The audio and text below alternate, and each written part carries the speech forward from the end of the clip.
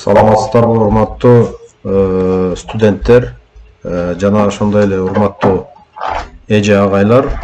Кыргыз жараны концепциясынын окуу колдонма китебинин бүгүн 3-чү темасын сиздер менен лекция форматында өтөбүз. 3-чү тема бул кыргыз жараны деп жарандардын өзүн таанымын калыптандыруучу жана өнүктүрүүчү коомдук саясий факторлор.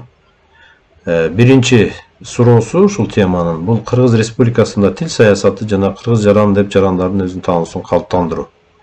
Экинчи суроо бул Кыргыз Республикасында дин саясаты жана кыргыз жараны деп жарандардын өзүн таануусун калыптандыруу. Үчүнчү суроо Кыргыз Республикасында социалдык маданий саясат жана кыргыз жараны деп жарандардын өзүн таануусун калыптандыруу. Мына ушул 3 мындайча айтканда 3-чү теманын ушул 3 суроолорунун алкагында бүгүнкү биздин видео лекциябыз уланат. Биринчи суроо бул Кыргыз Республикасында тил саясаты жана кыргыз жараны деп жарандардын өзүн таануусун калыптандыруу. Биз өзгөчө айтып коелук, Кыргызстандын биздин өлкөбүздүн азыркы аймагы тарыхтан көп улуттуу, ал жерде түрдүү тилдерде сүйлөгөндөр жашаган, коомдор жашаган. Ал эми кыргыз тили эң байыркы тилдердин бири болуп саналат. Мындайча айтканда, биздин Кыргыз республикабыздын аймагы тарыхтан бери эле көп этностуу, көп тилдүү жана анын ичинде баягы биздин ушу өзүбүздүн кыргыз элибиз, кыргыз тили дагы эң байыркы тилдерден болуп, ушул жерде негизги таралган тил саналат. Айтып кете турган өзгөчө тарыхый бир шарт Кыргызстандагы Совет бийлиги доорунда, тактап айтканда 1917-1991 жылдарда, дээрлик 70 жыл ушул орусташтыруу саясаты бизде абдан күчтүү орун алган. Мына ошол орусташтыруу саясатынын негизинде бизде орус тили дагы биздин ушу колдонгон тилдердин негизги тилдерине айланган десек эч жаңылышпайбыз. Айта кете турган дагы бир тарыхый урунттуу жагдай бул биздин эгемендүүлүк мезгилиндеги мамлекеттик тилди өнүктүрүү боюнча мамлекеттик саясат эсептелинет. Бул өзүңүздөр жакшы билгендей 1991 жылы 31 августта Кыргыз Республикасы эгемен мамлекет, эгемен республика катары, суверендүү мамлекет катары өзүн жарыялагандан баштап ушул кезге чейин келе жаткан мамлекеттик саясат. Мына бул мамлекеттик тил саясаты же болбосо ошо кыргыз тилин өнүктүрүү боюнча мамлекеттик саясат 1998 жылы Кыргыз Республикасынын президентине караштуу мамлекеттик тил боюнча улуттук комиссия түзүлгөн. Жана Кыргыз Республикасынын ушу мамлекеттик тилин 2000-2010 жылдарга өнүктүрүү программасы дагы кабыл алынып, ишке ашырылып келген. Анан өзгөчө белгилеп коюшубуз керек, урматтуулар, көп тилдүү жана көп маданияттуу билим берүүгө дагы бизге өзгөчө көңүл бурулууда. Себеби биздин өзүбүздүн коомчулугубуз көп этностуу коомчулук. Өлкөбүздө 100дөн ашык этностун өкүлдөрү, жарандарыбыз жашашат. Ошон үчүн бизде көп маданияттуулук принциби деген 2013 жылы кабыл алынган. Анын негизинде ошо туруктуу өнүктүрүүнүн улуттук стратегиясында белгиленген. Ошондой эле Кыргыз Республикасында элдин биримдигин бекемдөө жана этностор аралык мамиле чыңдоо концепциясында ушул көп маданияттуулук принциби негизги аныктоочу принцип болуп саналган. Көп тилдүүлүктү өнүктүрүүдө мамлекеттик, коомдук жана өкмөттүк эмес структуралардын ролу жөнүндө айта кетелик. мамлекеттик тилди өнүктүрүү саясаты бир тилдүү чөйрөгө өтүүгө эмес, эки тил тобун интеграциялоого багытталышы керек. Бул мектептен башталып концептуалдык болушу керек. Концептуалдык дегенде негизинен мындай түшүнүктүү, мындай негиздүү болуш керек. Окутуунун ролу жана статусу, сапаты жогору болушу керек. Балдар этностук тагандыктыгына карабастан эне тилинде, расмий жана мамлекеттик тилдерде сапаттуу билим алышы керек. Ошентип алар бойго жетип чоңойгондо каалаган тилде эркин сүйлөшө алышат да. Ошон үчүн көп тилдүүлүктү өнүктүрүү биздин өлкөнүн өнүгүшүнө, коомдун алдыга жылышына чоң, мындайча айтканда, таасири боло тургандыгын билишибиз керек жана бул багытта аракеттер керек да бизде. Кыргыз Республикасында көп тилдүүлүктү жана мамлекеттик тилди өнүктүрүүнүн стратегиялары жөнүндө айта кетелик. 2013 жылы кабыл алынган 2014-20 жылдары Кыргыз Республикасында мамлекеттик тилди өнүктүрүүнүн жана тил саясатынын өркүндөтүүнүн улуттук программасы ишке ашырылган. Бул программанын мамлекеттик кызматкерлердин тил жөндөмүнө жетишүү жана баалоодогу максаттуулугун аябай белгилеп кетүү керек. Атап айтсак, бул жерде өзгөчө ушу мамлекеттик кызматкерлер, муниципалдык кызматкерлер өлкөбүздөгү мамлекеттик тилде иш кагаздарды жүргүзүүсү мыйзам тарабынан талап кылынып, ушул кезде күчүндө ишке ашырылып келүүдө. Жана ар бир мамлекеттик кызматкер жана муниципалдык кызматкер ошо Кыргыз тест мамлекеттик мекемесине барып, өзүнүн ушу мамлекеттик тилди билүү деңгээлин, мындайча айтканда, экзамен, сынак аркылуу, тест аркылуу аныктап, көрсөтүп, атайын үлгүдөгү сертификат алып келүү милдеттенмеси дагы бар.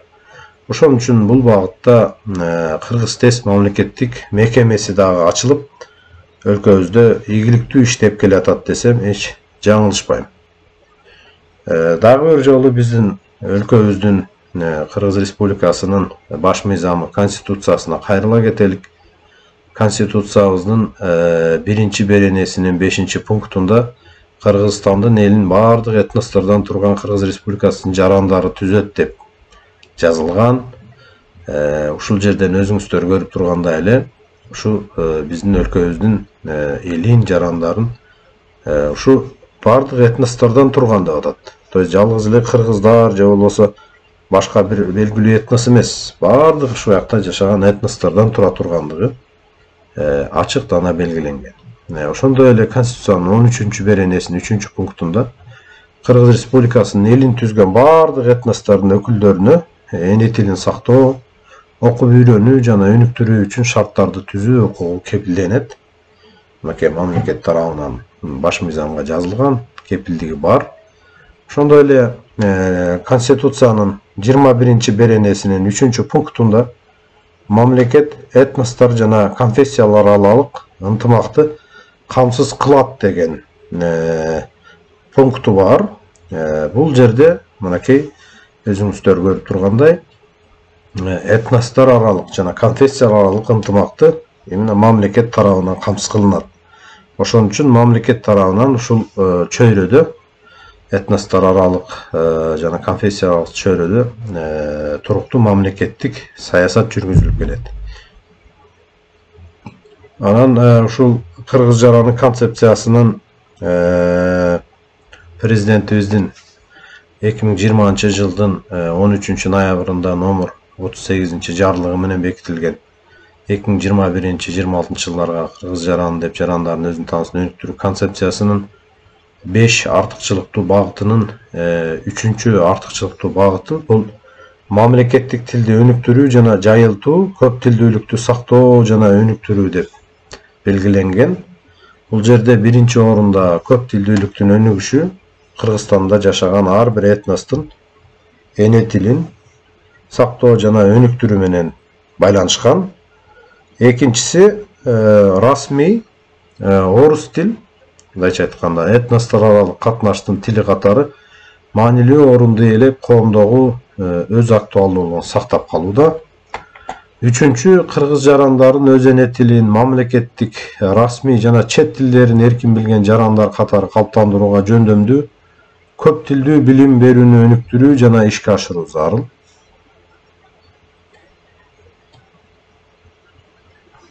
Ушул эле мамлекеттик тилди өнүктүрүү жана жайылтуу, көп тилдүүлүктү сактоо жана өнүктүрүү багытында мамлекеттик тилди өнүктүрүү, мамлекеттик тилди окутуунун методикасын өркүндөтүү жана сапатын жогорулатуу, жарандардын мамлекеттик тилди өздөштүрүүсүнө көмөк көрсөтүү жана стимулдаштыруу, көп тилдүү билим берүүнү сактоо жана өнүктүрүү, расмий, эне жана чет тилдерди өздөштүрүү үчүн мүмкүнчүлүктөр.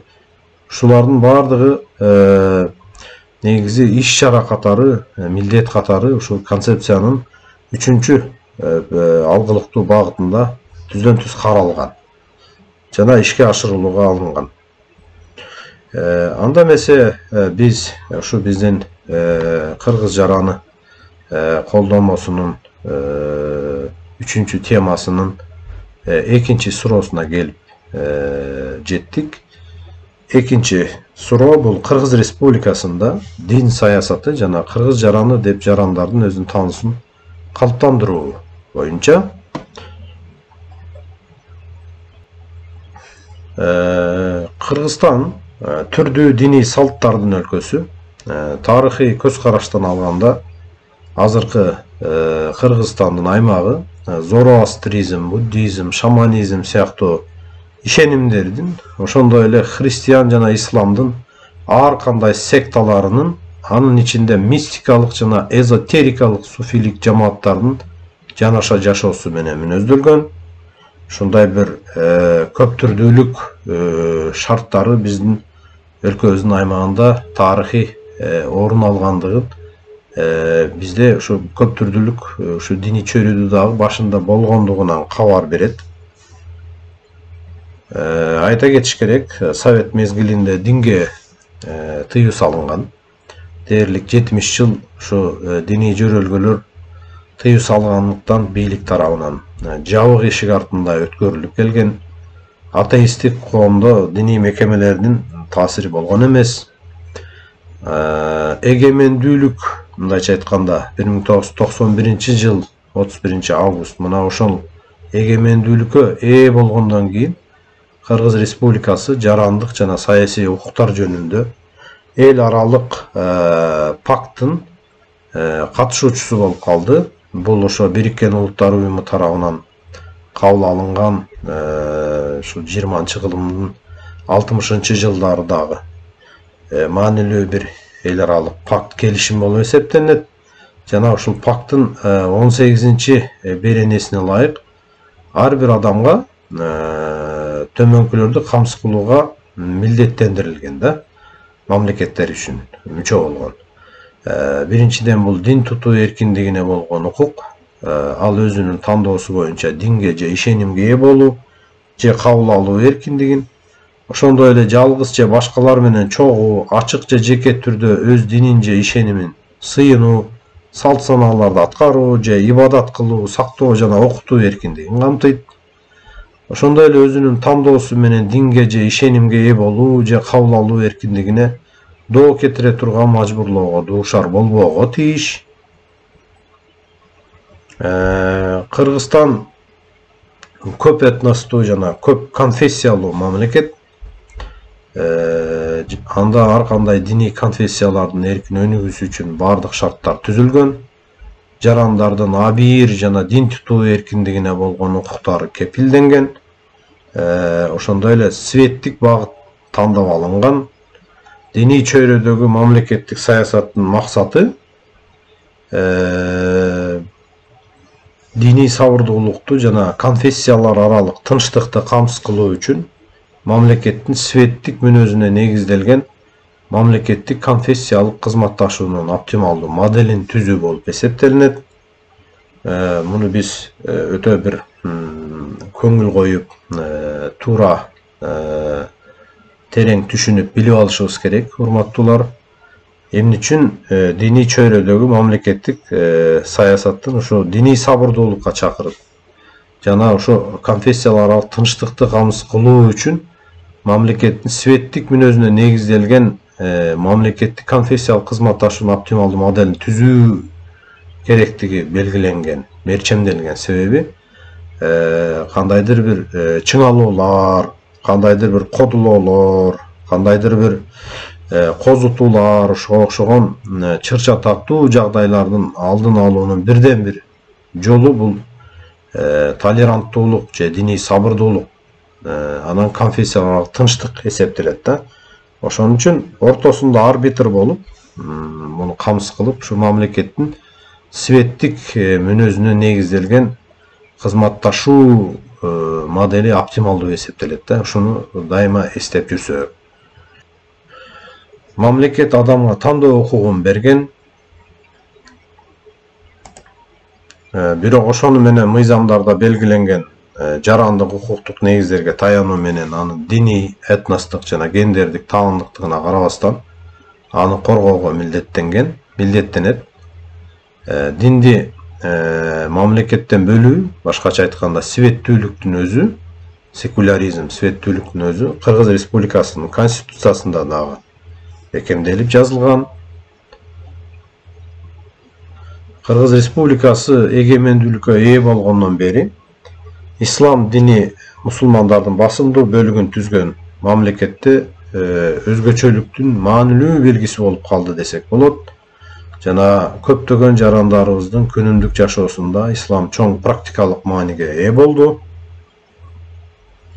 Бул жерде биз ушу Кыргыз Республикасынын 1991-жылдын 13-декабрындагы номер 5656/12 дин тутуу эркиндиги жана диний уюмдар жөнүндө мыйзамы тууралуу айта кетелик. Укуктук ченемдик акты катары бул ушул диний чөйрөдөгү мамлекеттин ишмердүүлүгүн көрсөткөн, ошо диний чөйрөдөгү мамилелерди жөнгө салган негизги мыйзам болуп эсептелинет. Адегенде бул мамлекет дин маселесинде бейтарап позицияны карманат. Бул мыйзам так көрсөтүлгөн, эч бир динге артыкчылык бербей, жарандарга эч кандай диний идеологияны таңлабай тургандыгы болжолдонгон. Андан тышкары ар бир адамдын дин тутуу эркиндигине болгон укугун коргоо дин жаатындагы мамлекеттин милдети. Өз кезегинде диний уюмдар мамлекеттик органдардын жана жергиликтүү өз алдынча башкаруу органдарынын иштерине кийлигишпейт. Ар кандай этностордун диний ырым-жырымдарды турмуш тиричилик деңгээлинде аткарууда муктаждыктарын да камсыз кылышат. Мына ушулар ушул дин тутуу эркиндиги жана диний уюмдар жөнүндө мыйзамда тактаана көрсөтүлгөн. Бирок чындыгында либерализм жол берүүчүлүккө айланып, иш жүзүндө бул мечиттердин, диний окуу жайлардын санынын көзөмөлсүз көбөйүшүнө, ар кандай диний агымдардын пайда болушуна алып келди өлкөдө. Мисал ала турган болсок, эгемендүүлүк алган алгачкы жылдарда, башкача айтканда 91-жылга карата Кыргызстанда, Кыргыз Республикасында 39 мечит иштесе, 2020-жылга карата расмий каттоодон өткөн мечиттердин саны 2669 болгон.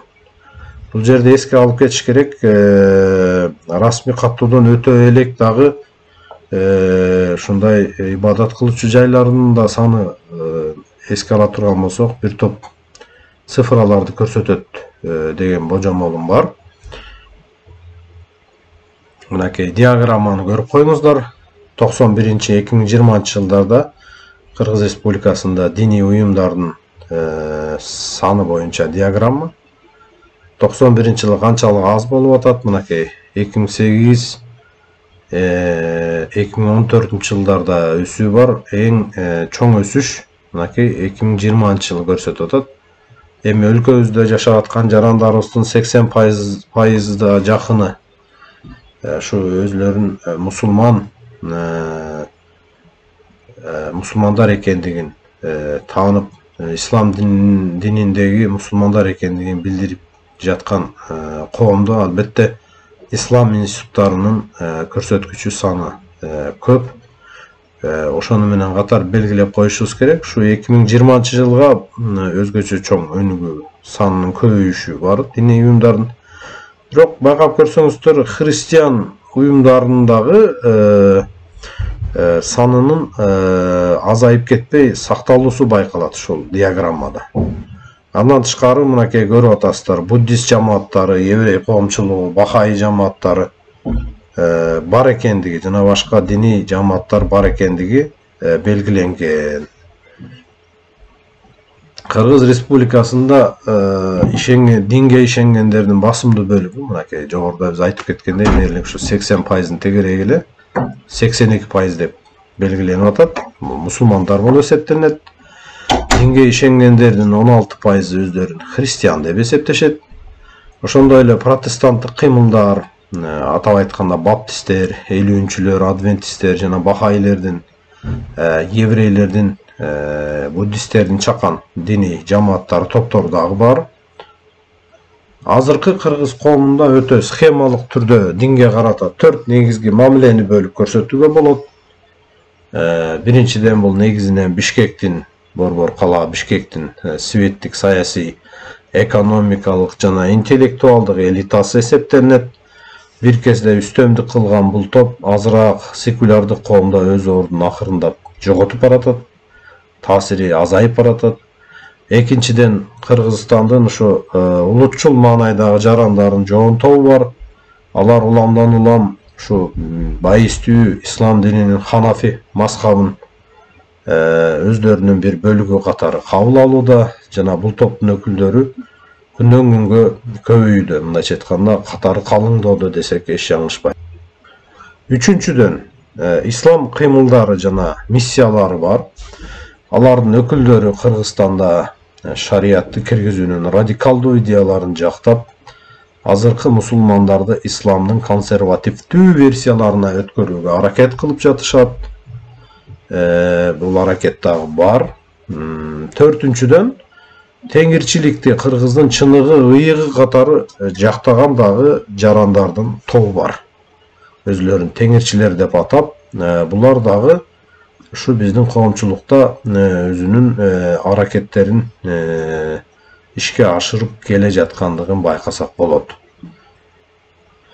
Эми ошол өлкөбүздүн диний чөйрөсүндө кандай ушу диний чөйрөсүндө коомдук мамилелерди жөнгө салууда кандай коомдук уюмдар жана мамлекеттик органдар бар экендиги жөнүндө сөз кыла кетелик. Бул жерде Кыргызстан мусулмандарынын дин башкармалыгы, мындайча айтканда муфтият жөнүндө айта кетишибиз керек. Муфтияттын негизги милдети бул өлкөбүздөгү кармалып жаткан исламдын салттуу формасы катары ушу ханафи сунниттик исламды жайылтуу эсептелинет. Кыргыз Республикасынын дин иштери боюнча мамлекеттик комиссиясы бул ушу өзүңүздөр жакшы түшүнүп аткандай бул диний уюмдарга көзөмөлдү жүзөгө ашырат жана дин жөнүндө мыйзамдарды, жолбоолордун аткарышын көзөмөлдөйт. Мындайча айтканда бул мамлекеттик орган болуп эсептелинет. Эми бир нерсени биз өзгөчө белгилеп, диний топтор улуттук коопсуздукка, коомдук туруктуулукка, улуттар аралык жана конфессиялар аралык ынтымакка, коомдук тартипке, ден соолукка же адеп ахлакка коркунуч келтирет деп эсептелсе, дин иштери боюнча мамлекеттик комиссия аларды расмий каттоодон баш тартууга укуктуу. Өзүңүздөр көргөндөй, бул диний чөйрөдөгү мамлекеттин жөнгө салуу бир рычагы десек эч жаңылышпайбыз. Өзүңүздөр жакшы түшүнгөндөй, биздин өлкөбүздө мына 2011-жылдан баштап дүйнө жүзүндөгү араб жазы деп мусулман араб өлкөлөрүндөгү орун алган социалдык толкундоолор расмий бийлик органдарына, институттарына каршы көтөрүлүштөр ушу биздин өлкөбүзгө дагы өзүнүн таасирин тийгизди. Себеби ушу Сирия Араб Республикасында орун алган чоң жарандык согушка ушу биздин өлкөбүздөн дагы мыйзамсыз барып, ошол жакта ушул согуш аракеттерине катышкан, диний ушул мотивдер менен катышкан 1000ге жакын, бир маалыматта 1000ден ашык деп да айтылып атат, ушу жарандар болду. Жана булардын көпчүлүгү ушул диний экстремизм жана терроризмдин, мындайча айтканда, таасиринде калгандыгы, курмандыгы болгондугу ушу биздин өлкөбүздө ушул багытта дагы мамлекеттик саясатты күчтөндүрүүгө алып келди десек эч жаңылышпайбыз. Дагы бир нерсени өзгөчө баса белгилеп коелу. Бизде ушул Кыргыз Республикасынын Дин иштер боюнча мамлекеттик комиссиясында, Кыргыз Республикасынын Ички иштер министрлигинде атайын ушул тыюу салынган террористтик, экстремисттик уюмдардын тизмеси бар. Алардын дагы мындайча айтканда дээрлик саны, аты жөнү бар жок, расмий ачык булактарда бар. Менин эсимде болсо, булардын саны ушу 20дан ашык, 22 болуш керек эле. Ушундай уюмдар бар да. Мына ушул уюмдардын биздин өлкөбүздүн аймагында ишмердүүлүгү бар экендиги жөнүндө расмий маалыматтар бар. Жана бул багытта да тиешелүү компетенттүү органдар иш алып бара жатат. Эми ушул дин чөйрөсүндөгү ушу мамлекеттин саясатынын ушу кыргыз жараны иденттүүлүгүнө кандай байланышы бар деген сиздерде суроо болушу мүмкүн.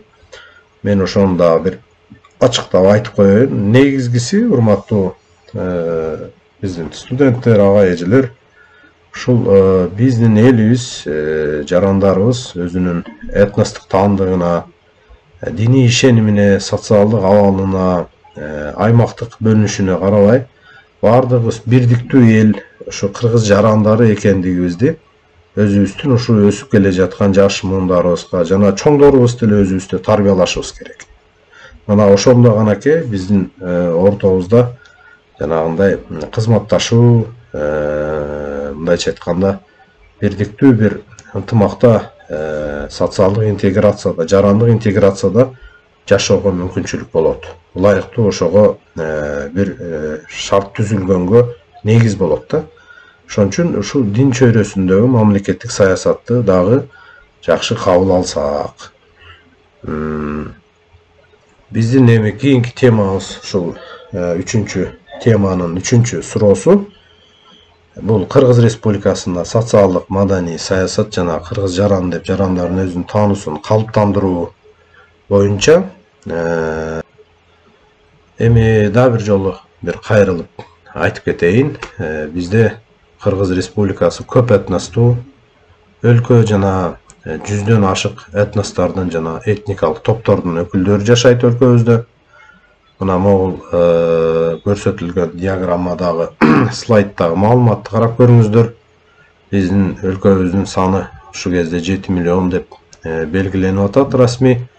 Ушу 7 миллион биздин жарандардын этностук көрсөткүчтөрү боюнча ала турган болсок, ушу 74-75% кыргыздар бар, андан кийин өзбектер бар, уйгурлар бар, татарлар, казактар, орустар, дуңгандар, тажиктер, түрктөр жана башка этностор бар. Эми бул жерден өзгөчө баса белгилеп кетишибиз керек. Биздин өлкөбүз моноэтникалык өлкө эмес, Япония сыяктуу дээрлик, мына өзүңүздөр көрүп атасыздар, 3төн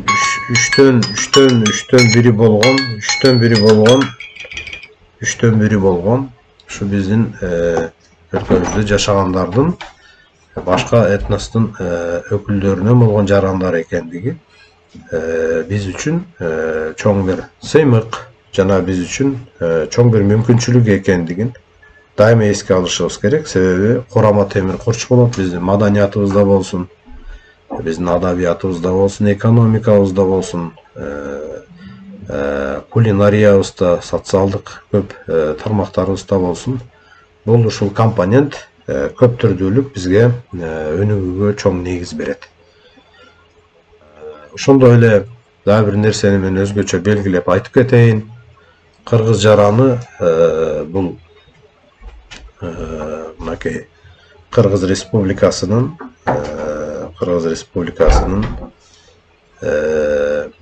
жараны катары ушул конституцияда өзүнүн этностук, диний, социалдык, аймактык таандыгына карабастан эме берилген, укуктары берилген жаран болуп эсептелинет.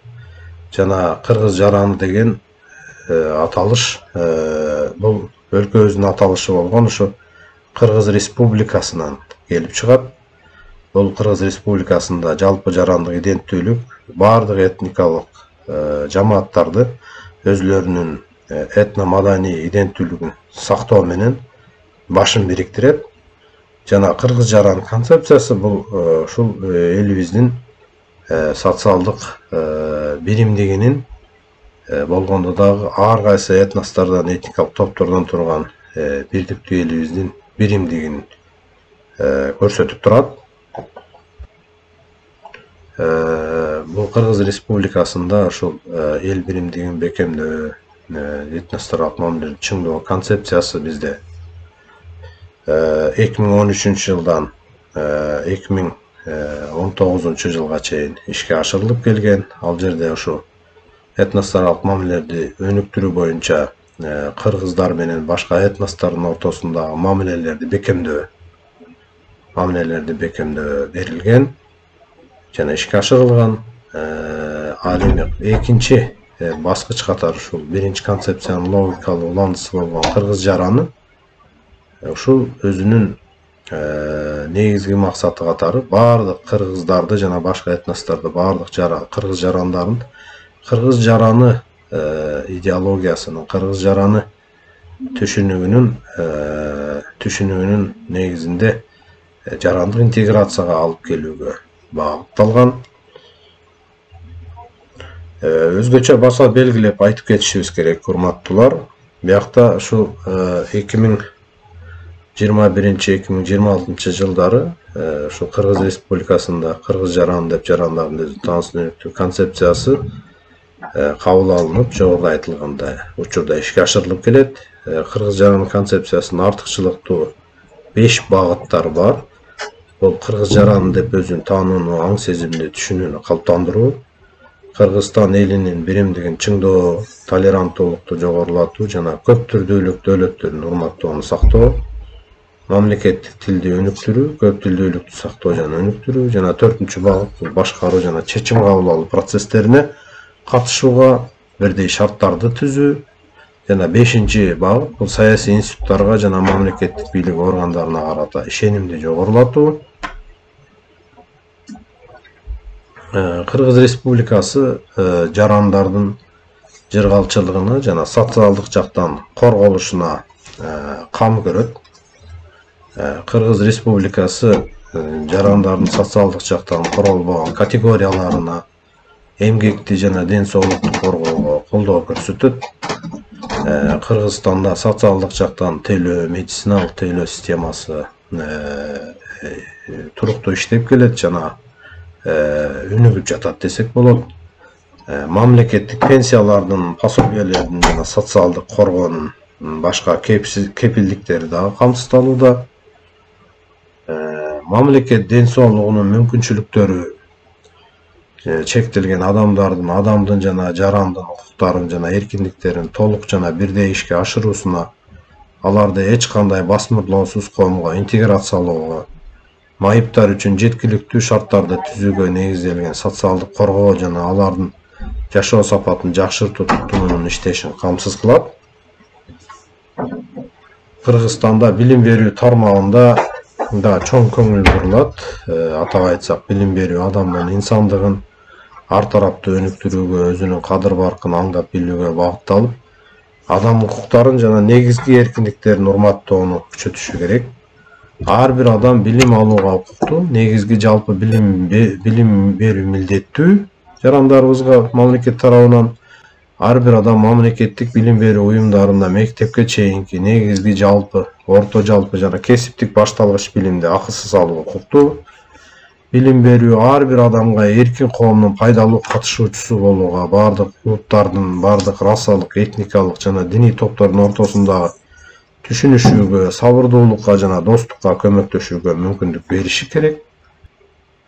Мамлекет адам укуктарын жана эркиндиктерин бузбаган үрп-адаттарды жана каада салттарды сактоо менен Кыргызстан элинин маданиятын өнүктүрүүгө кам көрөт. Мамлекет Кыргызстан элинин тарыхый, материалдык жана руханий мурастарын коргойт. Ошол эле учурда мамлекет этностук коомчулуктардын өкүлдөрүнүн өлкөнүн социалдык экономикалык турмушуна толук кандуу катышуусун камсыз кылуу үчүн баардык чараларды көрүп жатат. Түрдүү этностордун ортосундагы биримдикти жана ынтымакты чыңдоо максатында бизнеске этникалык плюрализм, жаңы жумуш орундары түзүлүүдө, алардын ички жана тышкы миграциясын азайтуу максатында экономиканын ар кандай тармактарында дагы түзүлгөн. Ушуну менен биздин видео лекциябыз 3-чү тема боюнча Кыргыз жаранын колдонмосунун аягына келип жетти. Көңүл бурганыңыздар үчүн сиздерге чоң рахмат.